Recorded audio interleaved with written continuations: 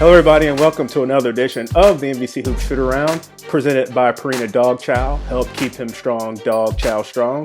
My name is Derek Dockett, and once again, joined by the 2007-8 Larry Bird Player of the Year and Scholar Athlete, Adam Emenacker. Adam, what's going on?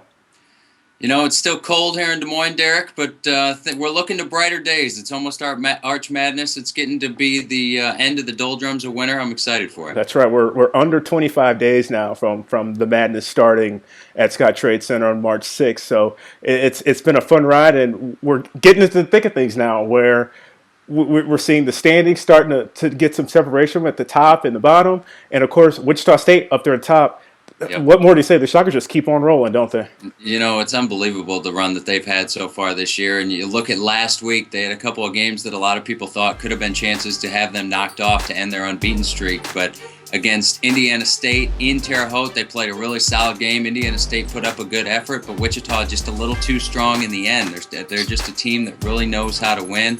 And then they came back on the road at the University of Northern Iowa, a really tough place to win for a gritty ball club, but Wichita State again outlasting it. You know, I think there was also a great Sports Center piece on them, this whole play angry thing that's really become their motto, introduced by Xavier McDaniel, and it's just really been something that those kids have latched onto. Greg Marshall as well. It's been a great story. Absolutely. The Shockers just keep on doing what they do, and that's winning. So when we look into the standings, and before we do get into the standings, the Shockers undefeated. The last team to have the kind of run similar in the Valley to what they've had, your 2007-8 Drake Bulldog team.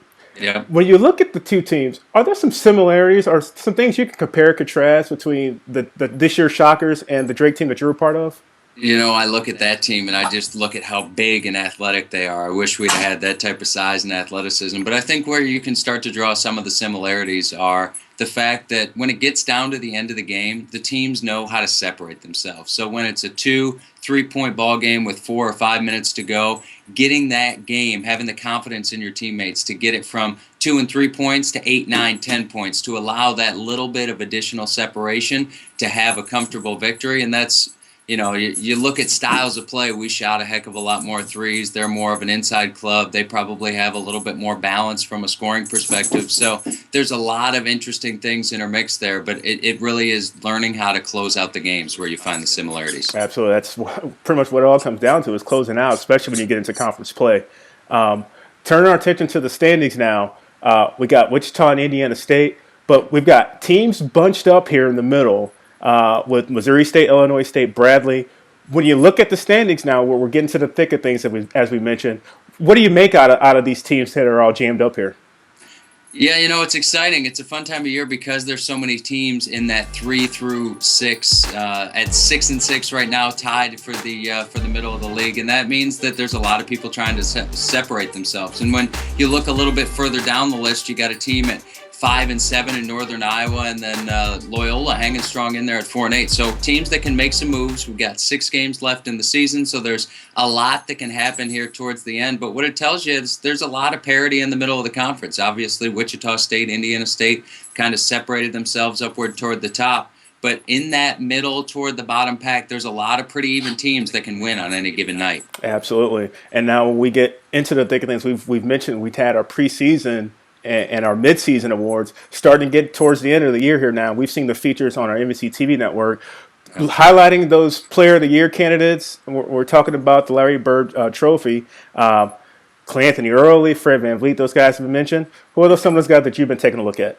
You know, I think it's hard to go away from the preseason favorite, which was Clay Anthony Early. He's in the top 6th in scoring in the conference. He's in the top 5 in rebounding. Those are 2 really, really big statistics for a basketball team. So to be able to lead your squad in both, and also to be able to be up toward the top of the conference, I think the most impressive thing about Clay Anthony Early is his ability to close. You know, I mentioned that that's one of the things that makes them really special as a team, but he's that guy that spearheads a lot of those spurts going from 3 points to 10 points to make a comfortable margin. So it's hard not to think of him as the clear favorite for the player of the year at this point. But to give a shout out to a couple other guys, one guy that I got the chance to see last week in Milton Doyle, just a fantastic freshman, has a few games left to close out his freshman campaign and can be in second place, maybe in third, behind a couple of names on the freshman scoring charts. Guys we've heard of, Doug McDermott might ring a bell, Colt Ryan might ring a bell. So he's getting up in that rarefied air and really good company for having an outstanding freshman campaign.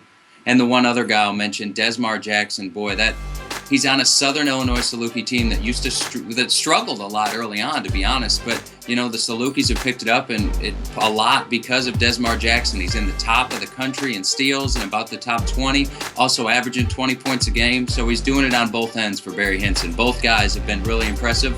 Lee Anthony Early's still my favorite. Absolutely, Southern Illinois. Shout out to them. Winning a couple ball games here lately. The Salukis really turned it on as of late. Adam, we appreciate your insight once again, and we'll talk to you again soon. Sounds good. Thanks, Derek. All right, this has been the ABC Hoop Shootaround, brought to you by Purina Dog Chow. Help keep them strong, Dog Chow strong. We'll talk to you soon.